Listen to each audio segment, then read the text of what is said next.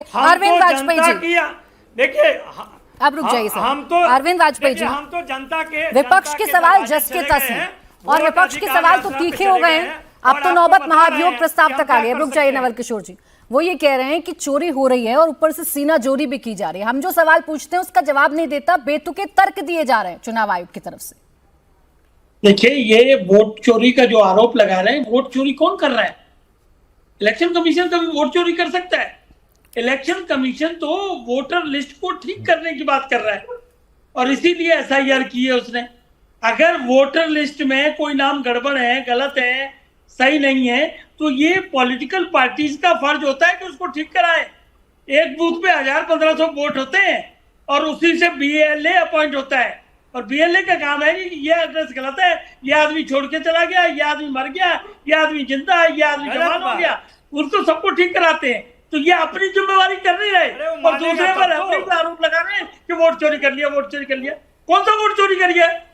कैसे वोट चोरी हो गया? मेरे को समझ ही नहीं आ रही है बात।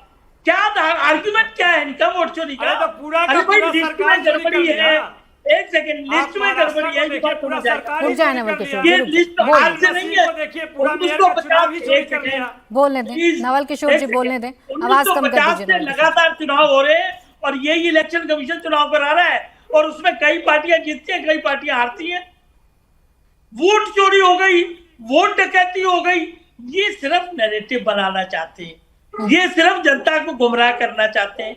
आपने ठीक कहा कि जब इलेक्शन कमीशन ने बुलाया कि आज भी 30 मेंबर ऑफ पार्लियामेंट आ जाए या पार्टियों के लीडर आ जाए और बैठ के 1 to 1 डिस्कस कर लो, और इससे पहले भी पार्टियों को बुलाया जा रहा है। ये जुलाई से सिलसिला जारी हुआ है, हमारी पार्टी भी गई थी और 1 to 1 डिस्कशन होता है। हमने भी पॉइंट उठाए, तो इन लोगों ने ये पॉइंट तब क्यों नहीं उठाए? क्यों उठा नहीं सकते हैं? क्योंकि इनके पास स्पेसिफिक कोई चीज नहीं है। अगर कोई होती तो बाकायदा राइटिंग में कंप्लेंट करते, नंबर 1, वो एफिडेविट से सपोर्ट होती, नंबर 2, और उससे पहले 45 दिन का टाइम होता है। अगर कॉन्स्टिट्यूंसी में कोई गड़बड़ी है तो इलेक्शन पिटीशन फाइल की जाती है हाई कोर्ट में डायरेक्ट। किसी ने की इलेक्शन पिटीशन फाइल? कौन कैंडिडेट हारा है, उसने किया क्या? कोई सवाल उठाया उसने क्या? जवाब 0। इधर क्वेश्चन नहीं पूछेंगे, ढंग से जवाब को समझेंगे नहीं।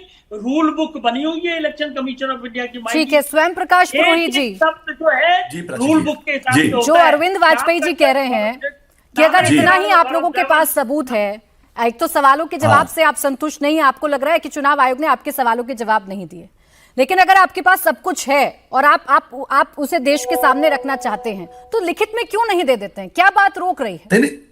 नहीं, देखिए, लिखित में देने की बात ऐसी है कि ये जो प्रक्रिया शुरू हुई है, हमारे नेता अभिषेक बनर्जी ने ये क्लियर स्पष्ट कहा कि 2024 का जो लोकसभा चुनाव हुआ, अब की बार 400 पार का नारा दिया और भारतीय जनता पार्टी और जो इनके जो पूरा जो इनका जो एक सिंडिकेट जो शासन चल रहा था, वो इनकी हवा फिस हो गई 240 में। ये तो नीतीश कुमार और तेलुगु देशम पार्टी के चंद्रबाबू नायडू के भरोसे इनकी बैसाखियों पर इनकी सरकार टिकी हुई है। तो ये अपनी भविष्य निधि बना रहे हैं, ये 2029 की तैयारी कर रहे हैं। बिहार में ये सुप्रीम कोर्ट में जवाब नहीं दे रहे हैं। चीफ इलेक्शन कमिश्नर कौन है? आप मुझे इस बात का सबसे पहले जवाब दीजिए कि किस तरह से बैकडोर से उनको बनाया गया। कौन है वो व्यक्ति? ज्ञानेश कुमार, जो व्यक्ति कल तक अमित शाह के ऑफिस में थे, उनको आप उठा करके बना दिए। चीफ जस्टिस ऑफ इंडिया को सिलेक्शन कमेटी से हटा दिया गया। भारतीय जनता पार्टी के जो प्रधानमंत्री है और उनके एक मंत्री है, उन दोनों ने मिलकर इनको अपॉइंट कर दिया।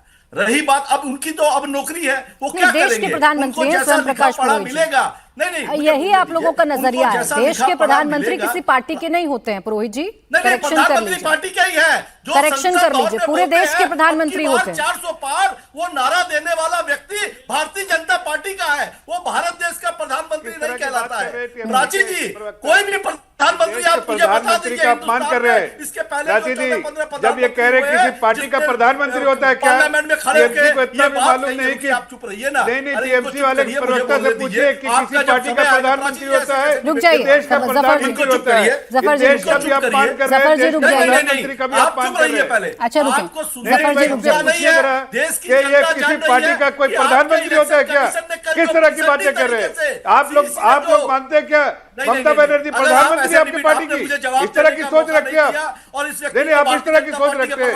पहले आप मैं फिर देश की जनता अच्छा, से माफी रुकिए, मांगूंगा। जफर जी की आवाज डाउन पहले करिए। देश की जनता से जफर माफी जी की आवाज मांगिए। डाउन करिए और स्वयं प्रकाश पुरोहित जी की पुरोहित जी, स्वयं प्रकाश पुरोहित जी, मैं आपसे ये चाह रही हूँ दोनों की आवाज डाउन रखिए।